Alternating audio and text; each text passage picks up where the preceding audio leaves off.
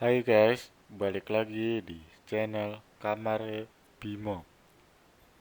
Kali ini kita akan membahas asal-usul lahirnya Kuntilanak atau alur cerita film Mangkujiwo. Film ini adalah lanjutan dari film Kuntilanak 2014 dan 2016.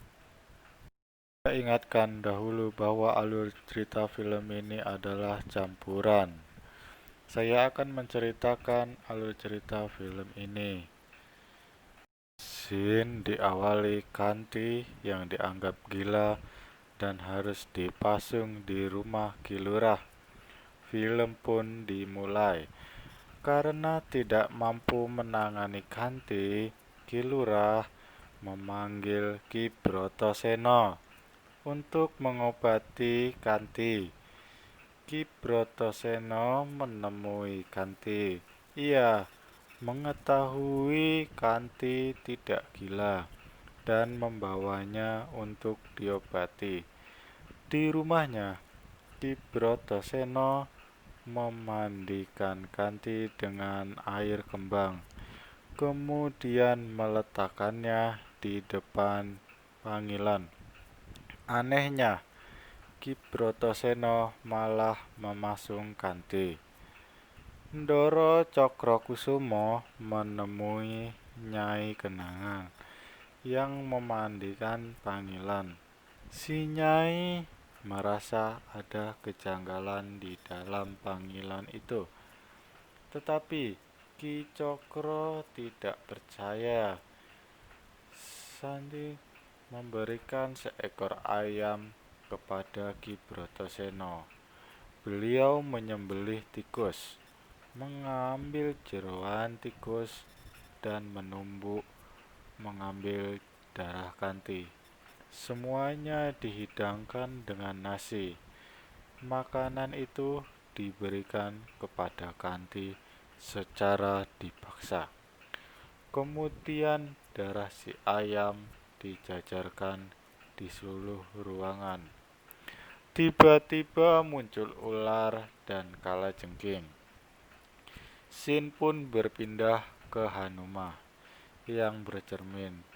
Tiba-tiba pintu membuka dengan sendirinya. Setelah dicek, ternyata ada temannya membuat kue ulang tahun.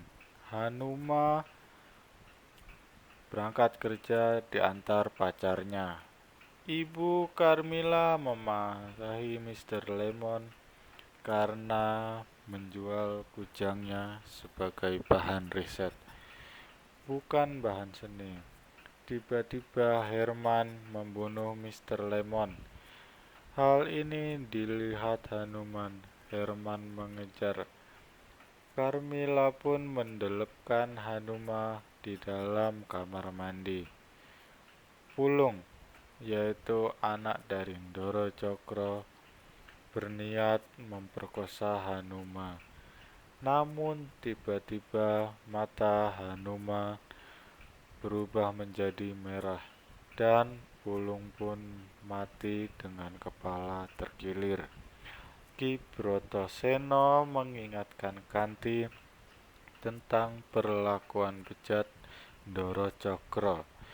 Beliau menyajikan darah ayam dan meminumkannya kepada Kanti.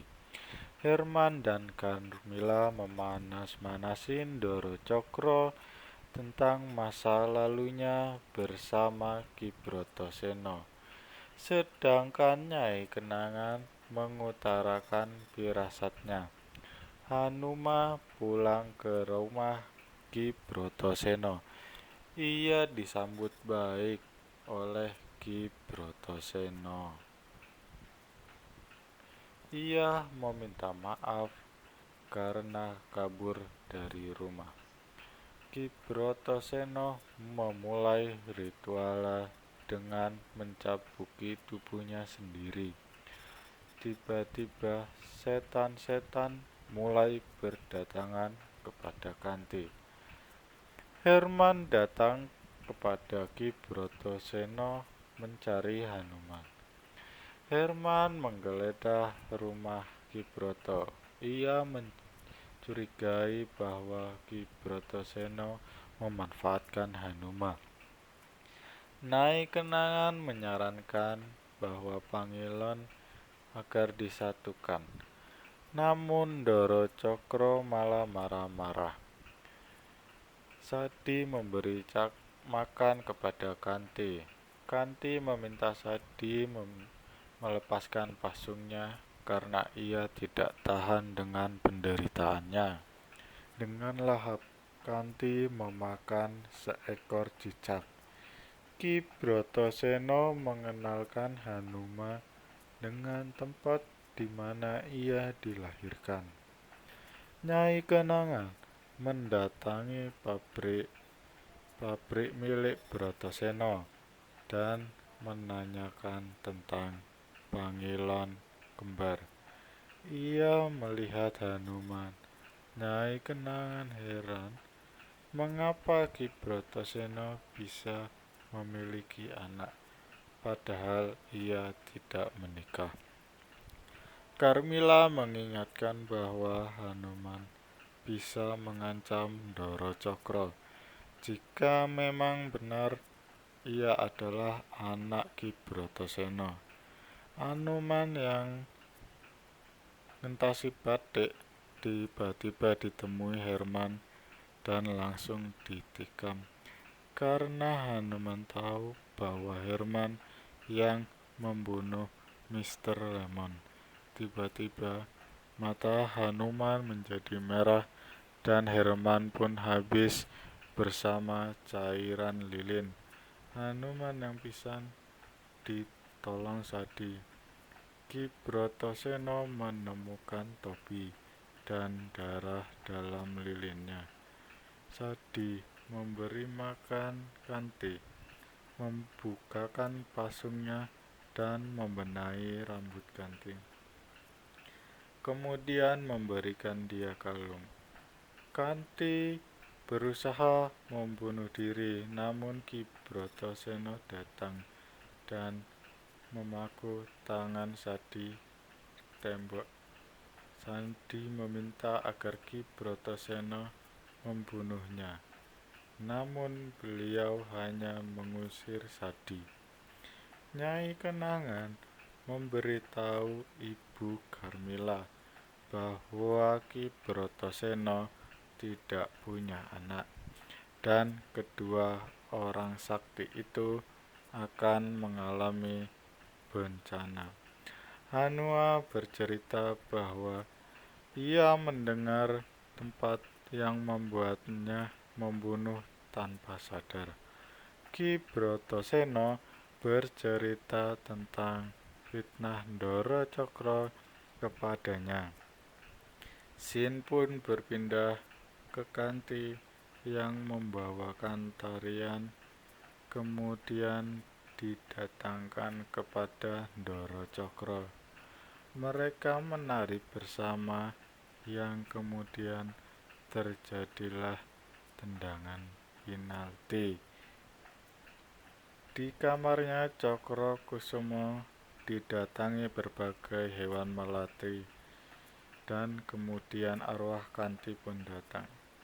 Hanua memanjat dinding melewati pohon, masuk melewati rumah Doro Cokro dan menusuk pisau di kasurnya.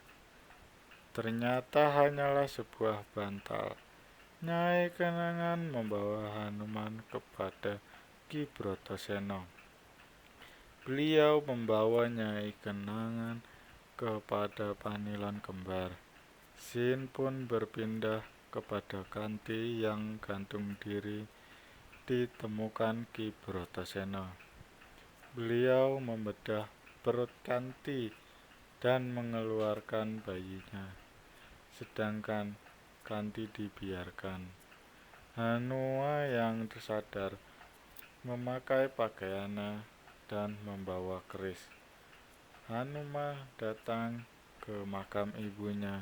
Sadi menuliskan tembang Lingsir Wengi. Sadi memberitahu bahwa dia adalah yang merawat ibunya. Namun Hanuma mengira bahwa Sadi adalah komplotan Dara Cokro.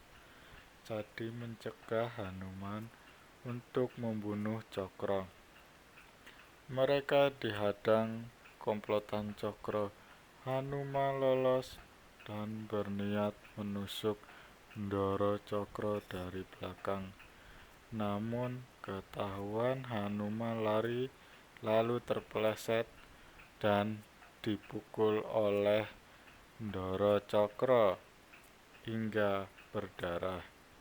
Sadi pun dikeroyok. Hanuma yang terkapar nembang lingsir wengi.